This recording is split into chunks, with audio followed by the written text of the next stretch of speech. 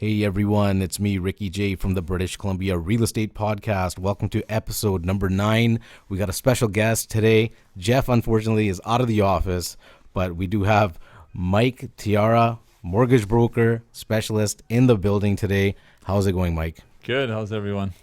Well, I hope everyone's doing good. I mean, it's just me and you here, right? So you guys definitely know this is being done live. So diving right into this episode there, Mike, there's been a lot of questions being asked about the new buyer qualification, mortgage stress rules coming in for the interest rate increase, right? I wanted to know basically a few things. I wanted to know some more information about it from your side of things. I also wanted to know that, do you feel that this might have an impact on buyer potential, right? From purchasing power from buyers? Do you feel that this will play a big role? Even from what I've heard, you could probably clarify it better than me, is, from what I've heard from last time when they did the mortgage rate increase for the buyer qualification, would this be more than that? Or like in terms of the effect on the market, would you feel like, you know what I mean, compared to last time where the rate increase was higher than it was from this time? Right. I mean, would that play a bigger role in purchasing power for potential buyers out there? Well, with this whole new mortgage stress test, what it's done is it's created a lot of conversation around, can I get approved? Can I not get approved? And at the end of the day, this mortgage stress test is going to make it a little tougher, mainly for new home purchases, like for first-time home buyers. Mm-hmm. It's going to reduce your buying power, they say, of up to 5%. So to put that, in simple terms, let's just say before June 1st, you were going to get approved and you got approved. You went to a broker, you got pre-approved for $1 million, right? After June 1st, that same person would be approved for $950,000. Okay. Right. So a little bit less. A little bit less. So, that's quite a bit. That's quite a bit. It is, yeah. That could be the difference between whether you buy or not. Right. True. Yeah. So, what it is, it's you're getting approved at 2 basis points higher than what your actual rate is. So if you get, it's at 5.25 or 2 basis points higher than what your approval rate is. So if you're getting a rate of 3% for whatever, your credit's not the greatest, or whatever it is, and they're giving you a rate of 3%, you got to get approved at 5%, right? Okay. So, and 4%, you got to get approved at 6%. Okay. Right. So they're trying to see basically if you can qualify at 5.25. Okay. Yeah, or 2 basis points higher than what you're being approved at. Okay. Now, would you say that, would you see that this would have a significant impact on the market in terms of buying power for buyers? Yes. First-time home buyers? Well, it depends, because only first-time home buyers, a lot of people that are buying these homes, that are well over $1 million, these people already have homes, they're making investments. These people already, they won't be affected as much, right? But newcomers, yes, first-time home buyers, they will be affected by this. Okay, definitely. Now, some of the biggest mistakes people make when getting their pre-approval done, I mean, what are some of the things that you've come across? I mean, there's probably a lot, but we're trying to keep it short and sweet for you guys. And what are some of the common mistakes that you've came across during the pre-approval process? Well, the biggest during a pre-approval, really what it is, it's a lot of people who are applying for it, especially if you're a first-time home buyer. It's a lot of just coaching, right? The biggest mistake is that people get a pre-approval and go ahead and mistake that for an actual approval, and then go ahead and make a purchase. They remove subjects without financing conditions, or for whatever reason they think this is a firm approval. Well, it's not the case, and it's the biggest mistake people make. Because once you get the pre-approval, the bank's basically gone ahead and said, hey, we will potentially give you this much money if all these conditions line up. Right. At the time of getting your offer accepted, there is still other things that go into it. You still got to get an inspection done on the house, right? The lender might go ahead and say, no, we're not going to go ahead and give you a mortgage on this house. The roof needs to be replaced, right? So the pre-approval is only just that. It's just a pre-approval, not a formal approval. Make sure you speak with your broker before you go ahead and, make any bold decisions. Okay. Awesome answer to that question. I wanted to ask you another question. Just on the side there regarding credit ratings. I've had people ask me all the time, hey, is it true that, when applying for a mortgage and people check my credit, every time you guys are doing that, is that affecting my credit rating every time? I know the difference between a soft check and a hard check, but I mean, a lot of people out there don't. So I mean, can you maybe just verify that for them? I know this is. I get that question all the time. And the answer to that question is that the credit rating that you have, yes, when a mortgage broker goes ahead and does a credit check, it is a hard hit. It will have an effect on your credit rating. But that is not a reason to not do the credit check. So what's really damaging to your credit is credit seekers. Like, so if you're continuously going ahead and applying for credit cards, you're continuously checking your credit, or you're going and getting a pre-approval done from this mortgage broker, and the next thing you know, you're going to the next guy and you're getting a pre-approval done.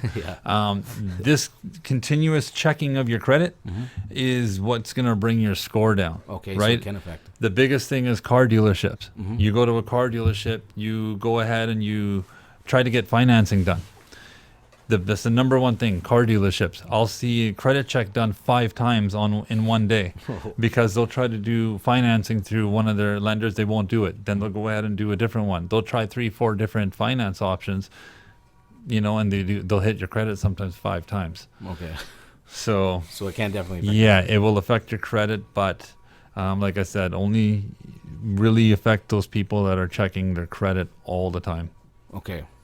What are some of the advantages of using a broker for your mortgage pre-approval instead of using a bank? Well, this actually ties into the last question, actually. So Okay, it's perfect. perfect. Because with a mortgage broker, we check your credit one time. And that application that we have, we can go to a variety of different lenders and go, well, this is the application we have. This is the credit score. What can you do for us? Right? Like, how much can we get? Will you approve this person? A lot of times what will happen is we'll get an application, and the application may not be the strongest application. So we will have to go and try to get an exception on certain things. So, for example, TD might come back and say, well, no, we're not going to take this file because of this, and that. Whereas Scotia might come back and say, you know what, we'll take that file and we'll look over these 1 or 2 things and we'll get them approved. Now, if you're not using a broker and you're trying to do this yourself, you got to go to TD yourself. You got to book that appointment, and then if they say no, you got to go to Scotia, check your credit again. And also for as a broker, we have access to private lending. If let's just say your credit is bruised, Yeah. right? Let's say your credit's no good, right? A lot of people out there. Let's just say your credit is below 600, right? You're not going to get approved at the bank, but we can get you approved as a private lender as long as you have 20% down. Okay. Right. And then, the brokers, we have a variety of different avenues to help you get approved. Okay, perfect. So there you guys go. Okay. Advantages of using a broker over a bank to get your pre-approval done. Now, for first-time home buyers out there, what are some of the things that you would maybe recommend in terms of the planning process before the pre-approval, like maybe before they give you a call so that they can make the call quicker, you can make it as fluid as possible when you're dealing with a client? For first-time home buyers, the biggest thing I recommend is just remember that's exactly what it is. It's your first home purchase. It's not going to be necessarily the place that you're going to be living in forever, right? So the biggest mistake that first-time home buyers do is they, get it in their head that they're going to get the best place ever, and then realize, when they sit down with the broker and the realtor, that may not necessarily be the case. In this market that we have, my biggest recommendation to a first-time home buyer is to not chew off more than you can bite, right? Don't put all your savings into a down payment. I would say start small, right? If you got to get a condo before you get a townhouse, get the condo. Build your equity, flip it, get into a townhouse, then go and get into a house.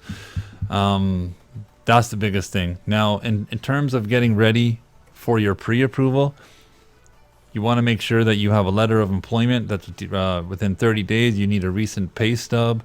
The tax documents we can get for you off the internet. A lot of people, get worried, like, how am I going to find all these documents? Don't worry. We, the snapping away, we can go ahead and we can get those off the internet for you. But that's, like I said, it's a stressful thing for first-time home buyers, especially the mortgage pre-approval process. But come speak with a broker, and we can definitely help ease that for you. Yeah, you want to give off your information as well? Yeah, my name's Mike Thiara. I work with the Mortgage Center. My phone number is 778-968-9079. And you call me anytime. Yeah, we'll put that information in the description. And I know we didn't have an actual video for you guys this episode. We just kind of wanted to do a short and sweet one because we've been having a lot of questions about the stress test. And we had the perfect guy to talk to today, Mike, in the office. We were actually working on some stuff here. So we thought we'd kind of, do this quick episode for you guys. Now, any last tidbits you want to add? Anything for the people out there trying to maybe, or even thinking about maybe getting the pre-approval, maybe thinking about I would say give me a call. Let's get, a lot of it is just there's a lot of confusion going on, especially when people don't know how can I get approved. Oh, I don't think I'm going to get approved. Give me a call. The pre-approval process is no charge. The pre-approval is good for 4 months. Okay. So, it's not something where you get pre-approved and you got to go buy right away. No. We can get you pre-approved, walk you through the process from beginning to end, from the pre-approval to the closing. We got the realtors, we got the mortgage brokers. Everything's a one-stop shop. Give me a call and we can definitely get it done for you. Perfect. Thanks a lot for stopping in, Mike, and helping me out with this episode. Right? Not a problem. Okay, and like, comment, and subscribe, guys, for everyone watching this on YouTube. And we have uploaded this podcast on many different of the major streaming platforms out there, like Spotify, and you guys know Tidal and all the other ones. Apple iTunes Music is coming up very soon, within the next month. We've had a lot of listeners lately from USA, United States of America, primarily from California. So thank you guys a lot for listening. If there's some specific questions you guys want answered, definitely drop us an email, or you can comment in the comment box, of course, if you're on YouTube. I'm going to be signing out here. Thanks again, Mike, for coming in. No problem. And we'll catch you guys on the next episode. Take care. See you later, guys. See you guys.